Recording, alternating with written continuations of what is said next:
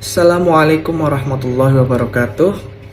Alhamdulillah, pada kesempatan kali ini saya Ahmad Zaid Ilyasa ingin sedikit mempresentasikan tentang materi yang diterima oleh Bu Prof. Kartimi yang berjudul Model Pembelajaran STEM atau yang biasa disebut Science, Technology, Engineering, and Mathematics. Oke, baik saja, kita langsung saja menuju pembahasan. Pendidikan adalah proses yang memberdayakan manusia untuk membangun peradaban dan membentuk masyarakat yang sejahtera secara lahir dan batin. Karena itulah pendidikan sangatlah penting untuk membangun peradaban tersebut. Berbagai pendekatan telah muncul dan diterapkan selama berabad-abad, namun pendekatan STEM atau Science, Technology, Engineering, and Mathematics ini sedang populer dan sering digunakan untuk pada abad ini.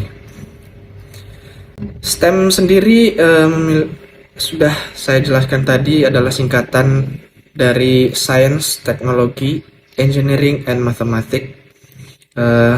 Namun beberapa kalangan menambahkan adanya seni atau art, atau kita biasa menyebutnya dengan STEM. STEM sendiri memadukan pengetahuan dan keterampilan secara bersamaan untuk menyelesaikan suatu kasus. Pendekatan STEM ini dianggap pembelajaran abad ke-21 karena bertujuan untuk menghasilkan sumber daya manusia yang berkualitas, memiliki kemampuan kognitif, psikomotorik, dan afektif. Kemudian selanjutnya, sebagaimana dijabarkan oleh Thorlaksson, definisi dari keempat aspek STEM, yaitu Science, memberikan pengetahuan kepada peserta didik mengenai hukum-hukum dan konsep-konsep yang berlaku di alam. Kemudian untuk teknologi adalah keterampilan atau sebuah sistem yang digunakan dalam mengatur masyarakat, organisasi, pengetahuan atau mendesain serta menggunakan sebuah alat buatan yang dapat memudahkan suatu pekerjaan. Kemudian untuk teknik atau engineering. Teknik atau engineering adalah pengetahuan untuk mengoperasikan atau mendesain sebuah prosedur untuk menyelesaikan sebuah masalah. Sedangkan yang terakhir yaitu math atau matematika adalah ilmu yang menghubungkan antara besaran, angka, pola, dan ruang yang hanya membutuhkan argumen logis tanpa atau disertai dengan bukti empiris. Selanjutnya itu adalah tujuan STEM dalam lingkup pendidikan menurut Bybee 2013, yaitu yang pertama, memiliki pengetahuan, sikap, dan keterampilan untuk mengidentifikasi pertanyaan dan masalah di dalam situasi kehidupannya, menjelaskan fenomena alam, mendesain, serta menarik kesimpulan berdasarkan bukti mengenai isu-isu terkait STEM. Kemudian yang kedua yaitu memahami karakteristik khusus disiplin STEM sebagai bentuk-bentuk pengetahuan, penyelidikan, dan desain yang digagas oleh manusia. Kemudian yang ketiga, memiliki kesadaran bagaimana disiplin-disiplin STEM membentuk lingkungan material, intelektual, dan kultural. Kemudian yang terakhir, memiliki keinginan untuk terlibat dalam kajian isu-isu terkait STEM. Misalnya isu-isu terkait efisiensi energi, kualitas lingkungan, keterbatasan sumber daya alam. Sebagai manusia yang konstruktif, peduli, dan reflektif menggunakan gagasan-gagasan sains, teknologi, rekayasa, dan matematika. Nah, pendekatan STEM dalam pembelajaran memberikan kesempatan bagi peserta didik untuk menggunakan konsep, prinsip, dan teknik dari sains, teknologi, rekayasa, dan matematika secara terintegrasi dalam mengembangkan produk, proses, dan sistem. Hal ini sendiri memungkinkan peserta didik untuk mencari solusi yang dapat diaplikasikan ke dalam kehidupan sehari-hari mereka. Dalam praktik pembelajarannya, tidak selalu semua disiplin ilmu STEM itu harus hadir dan lengkap. Pada beberapa kegiatan pembelajaran mungkin hanya ada 2 atau 3 elemen yang terlibat, dan sebenarnya tidak ada persyaratan bahwa semua unsur itu harus ada semua.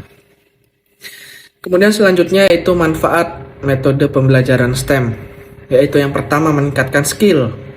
Karena dengan metode STEM melibatkan siswa dalam pemecahan masalah, analisis, kolaborasi, dan diskusi. Hal ini juga membantu mengasah keterampilan berpikir kritis, pemecahan masalah, kerja tim, dan komunikasi yang penting dalam dunia profesional. Kemudian yang kedua, untuk memotivasi anak.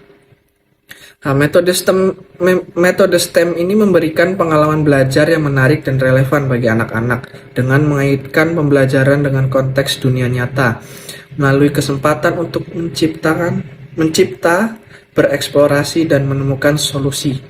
Metode ini dapat memotivasi anak-anak untuk belajar dan mengembangkan minat dalam bidang STEM. Kemudian yang ketiga, untuk evaluasi diri, karena STEM bermanfaat untuk pembelajaran dan membantu guru mengevaluasi kemajuan siswa melalui tugas-tugas proyek. Kemudian yang keempat, pembelajaran yang menyenangkan, karena dalam STEM sendiri itu ada beberapa kalangan yang menambahkan unsur art dan kemudian unsur seni dalam metode STEM ini, seperti pembuatan model atau desain kreatif yang membuat pembelajaran tersebut lebih menyenangkan ya untuk siswa-siswa dan mendorong kreativitas dalam pemecahan masalah STEM. Kemudian yang terakhir adalah pilar penting. Metode STEM meliputi kolaborasi, pembentukan karakter, komunikasi, berpikir kritis, dan kreativitas sebagai 5 pilar penting dalam pembelajaran. Lanjut. Selanjutnya ada ruang lingkup.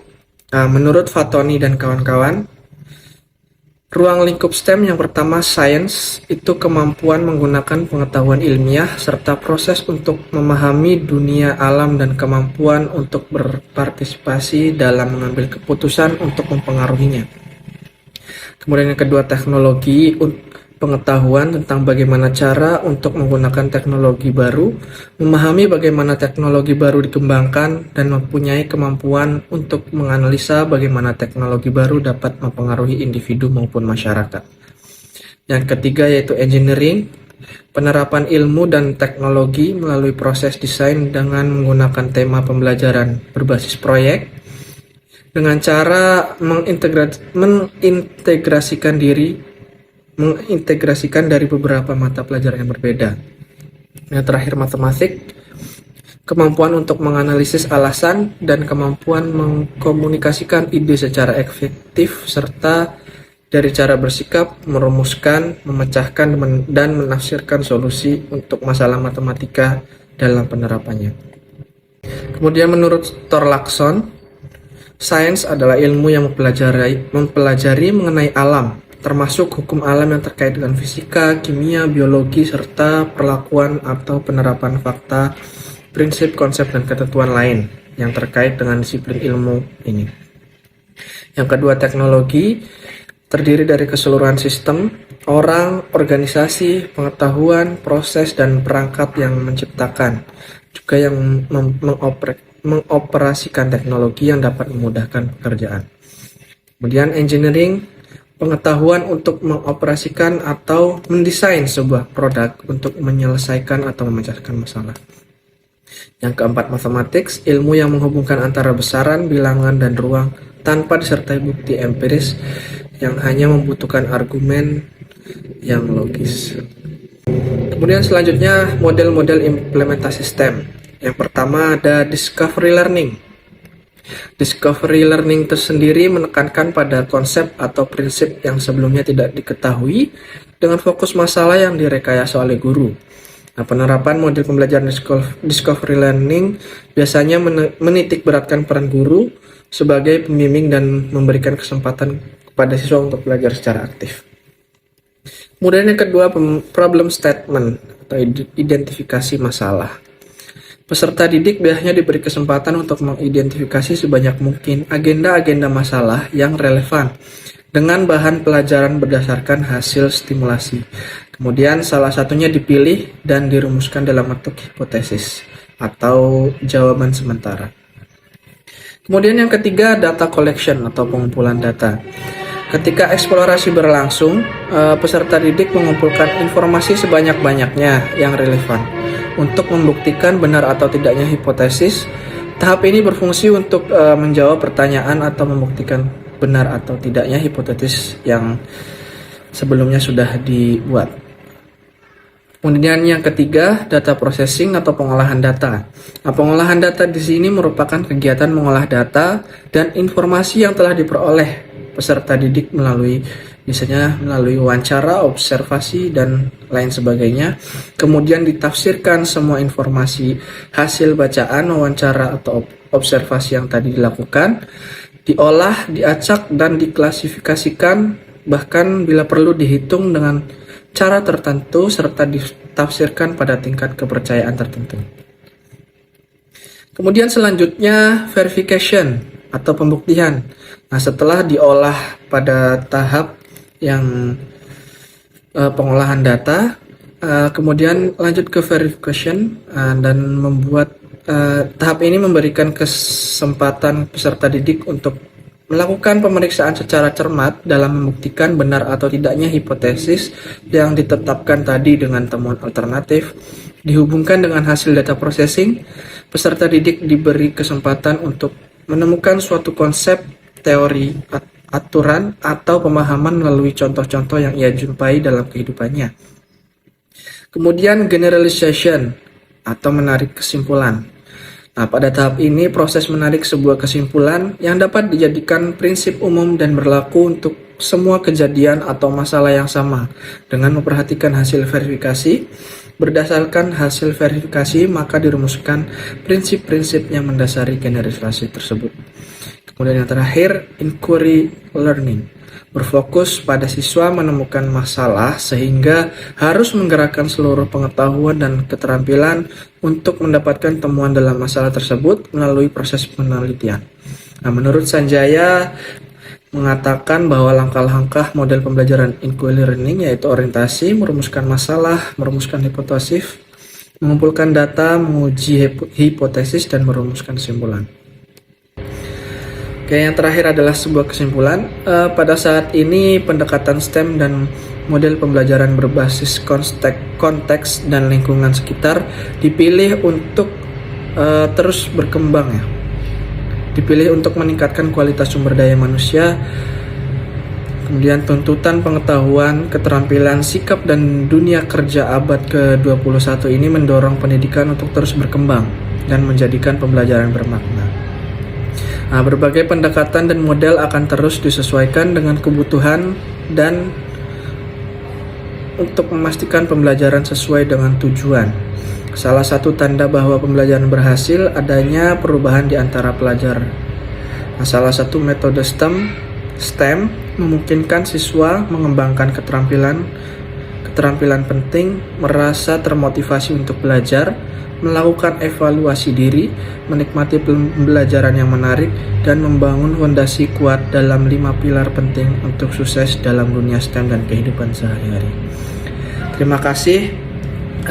Kurang lebihnya mohon maaf apabila mungkin ada kesalahan pengucapan kata dan materi yang masih belum sempurna untuk saya sampaikan. Akhirul kalam, wassalamualaikum warahmatullahi wabarakatuh.